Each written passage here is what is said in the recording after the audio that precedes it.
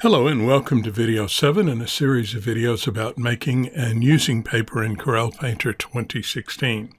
Okay, before I go to the next step in making paper, I want to show you two tools that I like to use when I'm working with paper or making papers.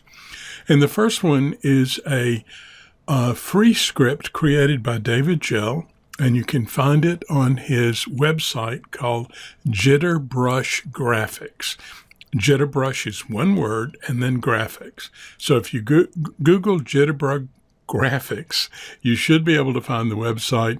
And this free download for a reset paper to default script is on page 2. Now, what is it that I'm talking about?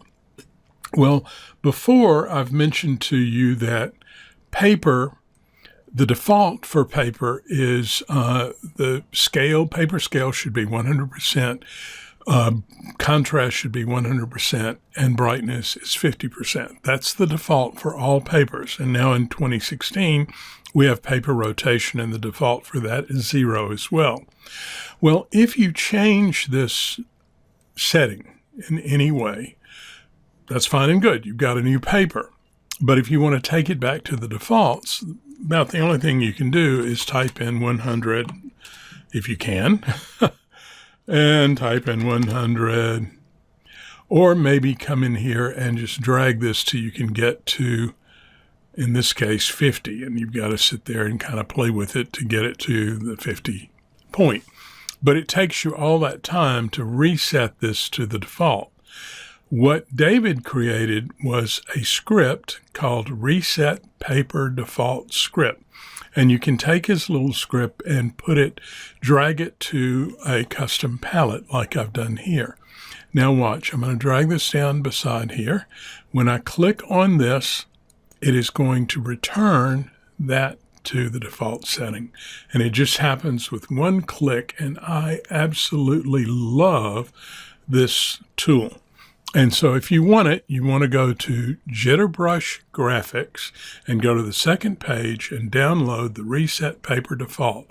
It's free from David Gell. Thank you so much, David. Now, the other thing I like to do is I like to see what the paper looks like on my image.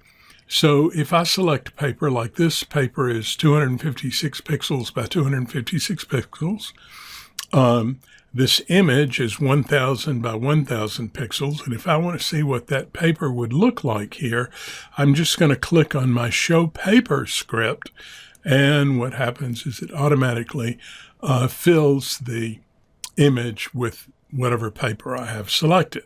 Okay, so if I change papers to, say, this cloned paper here, and I click my reset, there you go. It shows me what that paper looks like. Now, it may seem to you like there's no reason to have this, but it will become clear to you later. Now, I'm not going to give you this script. I'm going to show you how to make the script yourself. All you need to do is go up to Window and open up Scripts. And you get a script panel that pops up like this.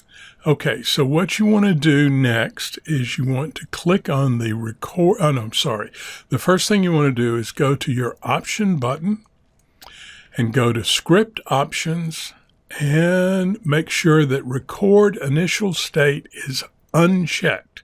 You don't want that checked because if you record an initial state, it's always going to change to whatever setup you have. What you want to be able to do is to run this script. And by the way, a script is the same thing as actions in Photoshop for you Photoshop users.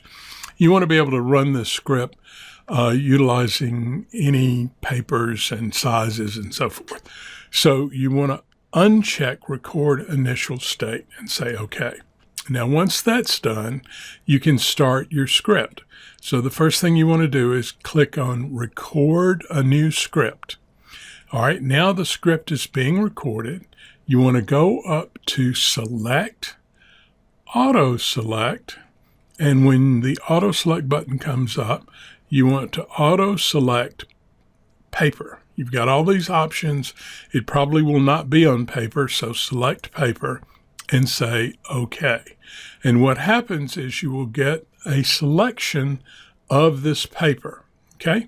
Now, the next thing you want to do is make sure that you're on black, and you want to go to Edit, Fill with Color. Make sure it says Current Color. It may say something else up here, but you do Current Color and say OK. Now what you want to do is go Control D, or you can go up to Select None. Select None. All we did was turn off the selection. And now what you want to do is come up to the little square Stop Playback button and click on it, and you will get a script name that pops up. And what you want to do there is give it a name. So this is Demo for Show Paper. And we'll say OK. There you go. All right, so now I have added to my script library a demo for show paper. If I pull down my custom palette and I hold the Shift key down, I can drag that little script right to my custom palette.